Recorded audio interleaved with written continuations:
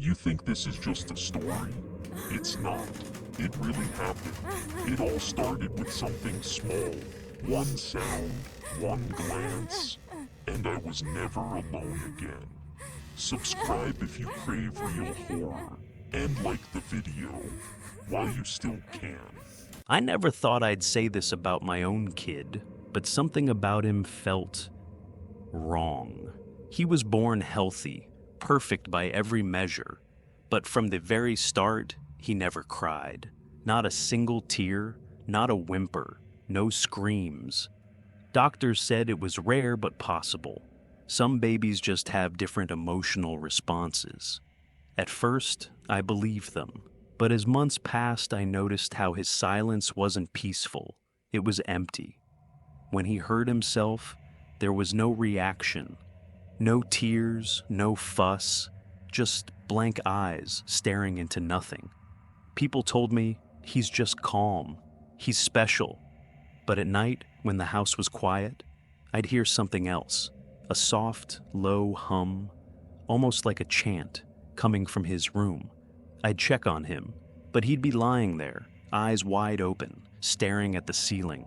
One night, I woke up to find the humming louder, closer. And then the temperature dropped. The air turned thick, heavy. I reached out to touch his face, cold, like ice. And then something moved in the corner of the room, a shadow flickering. I wanted to scream, but my voice caught in my throat. That's when I saw it, the faintest tear rolling down his cheek. Except it wasn't a tear. It was blood. That blood tear haunted me like a shadow I couldn't shake. I rushed him to every specialist I could find. Pediatricians, neurologists, even a couple of doctors who dealt with rare disorders. Each time, the answer was the same. Nothing physically wrong. Maybe it's a rash or a rare skin condition, they said, trying to reassure me. But I knew the moment I saw that dark red tear roll down his cheek, this was something else. Something wrong. Something unnatural. Back at home, the house seemed to shift around me. The humming I'd heard before didn't just come from him anymore. It felt like it was everywhere, seeping from the walls, vibrating beneath the floorboards, twisting through the stale air. At night, the silence became unbearable. One evening, after putting him to bed, I sat alone in the dark living room, my eyes fixed on the hallway. The shadows stretched and danced in the dim light from the street lamp outside. Suddenly I felt it, a coldness creeping along my skin like icy fingers.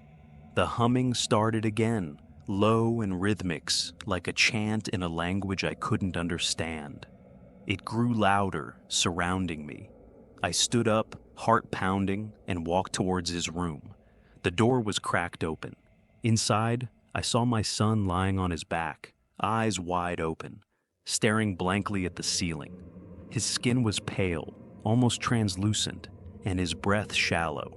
The room felt heavy, suffocating. I stepped inside, but as I did, I caught movement in the corner of my eye. A tall, thin figure stood there, its form blurred, almost fading into the shadows. Hollow eyes stared directly at me, and a smile stretched too wide, unnatural and cruel. Frozen, I could only watch as the figure slowly raised an arm and reached out toward my son. I wanted to scream, to run, but my body was locked in place. The humming turned into a whispering chorus, words slithering through the air like venom. Suddenly, my son's eyes shifted, a faint glow pulsing within the darkness of his irises.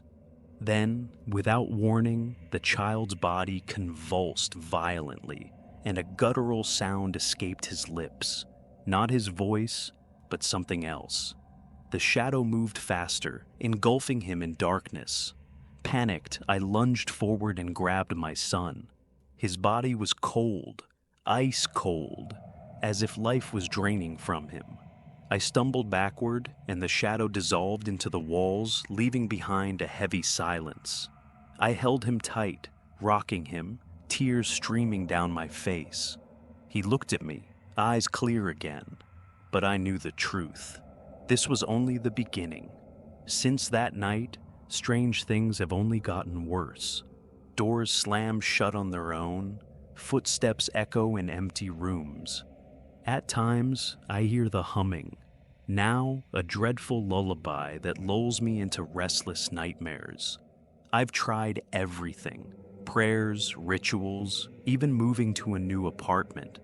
But no matter where we go, the darkness follows.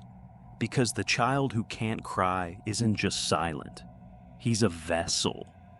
And whatever lives inside him, it's waiting for the moment it can take over completely.